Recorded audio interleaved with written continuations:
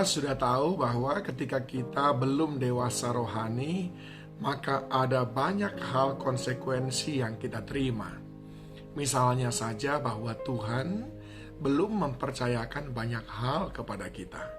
Karena tentu saja hanya orang yang dewasa yang bertanggung jawab dan kepadanya sesuatu layak dipercayakan.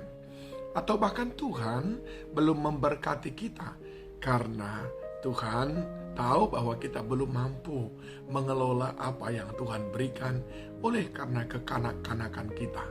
Dan banyak lagi akibat lain yang kita terima dan merupakan kerugian bagi diri kita sendiri ketika kita tidak dewasa rohani. Namun kali ini saya mau memberitahu kepada saudara, ketidakdewasaan kita dalam kerohanian bukan cuma merugikan kita, tetapi itu juga memberi dampak buruk bagi orang lain. Mari kita perhatikan apa yang dikatakan oleh Rasul Paulus dalam 1 Korintus 13 ayat 11. Ketika aku kanak-kanak, aku berkata-kata seperti kanak-kanak. Aku merasa seperti kanak-kanak. Aku berpikir seperti kanak-kanak. Sekarang sesudah aku menjadi dewasa, aku meninggalkan sifat kanak-kanak itu.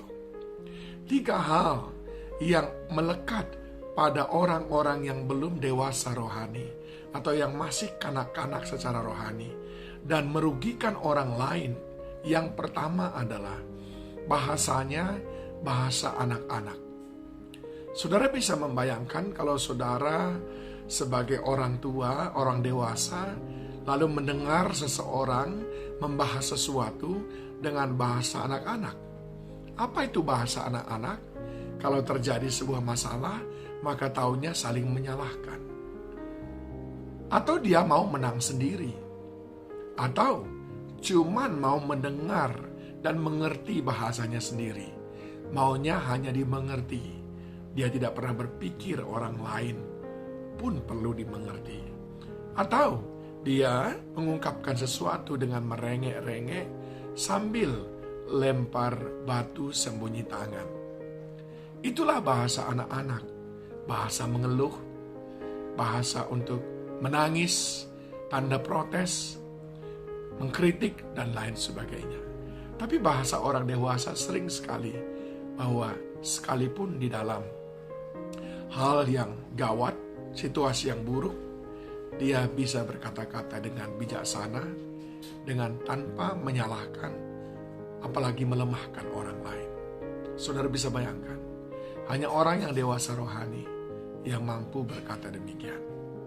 Tidak lagi menggunakan bahasa anak-anak. Hal yang kedua adalah sifat kekanak-kanakan kita yang akhirnya merugikan orang lain. Dikatakan oleh Paulus, perasaannya seperti anak-anak. Berperasaan seperti anak-anak. Ini apa maksudnya?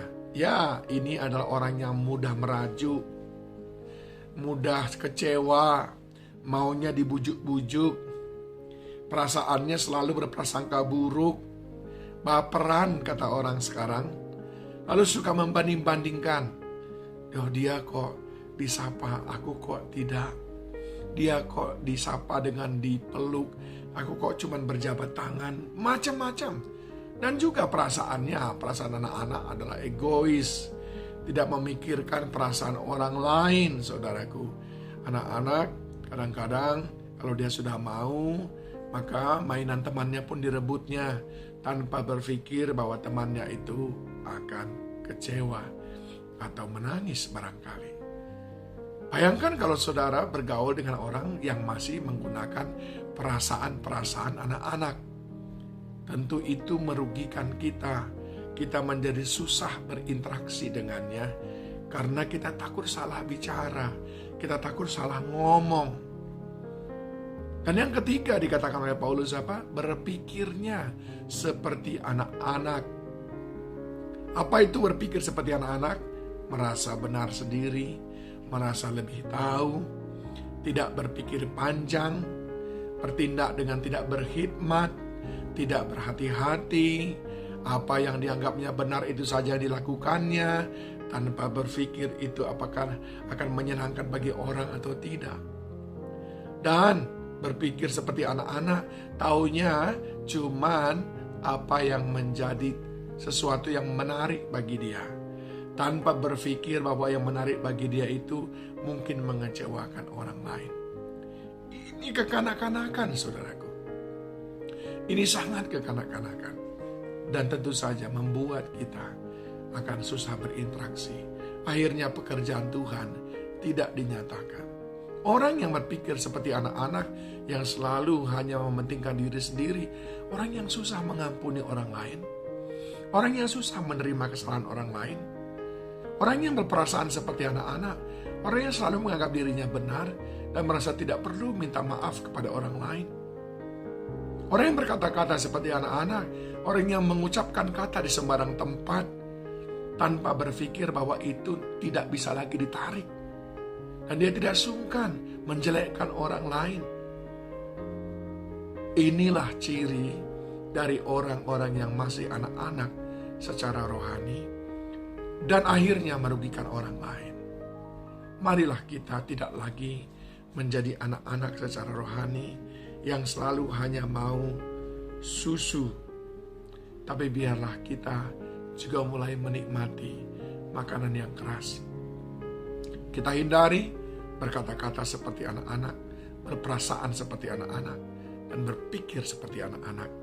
Tetapi Paulus berkata di dalam 1 Korintus 13 ayat 11b, sekarang sesudah aku menjadi dewasa, aku meninggalkan sifat kanak-kanak itu. Ayo bertumbuh di dalam iman, bertumbuh dalam pengenalan akan Tuhan, bertumbuh lewat firman Allah, bertumbuh lewat disiplin rohani, maka engkau akan meninggalkan sifat kanak-kanak itu yang merugikan dirimu sendiri dan juga merugikan orang lain. Tuhan Yesus menolong kita.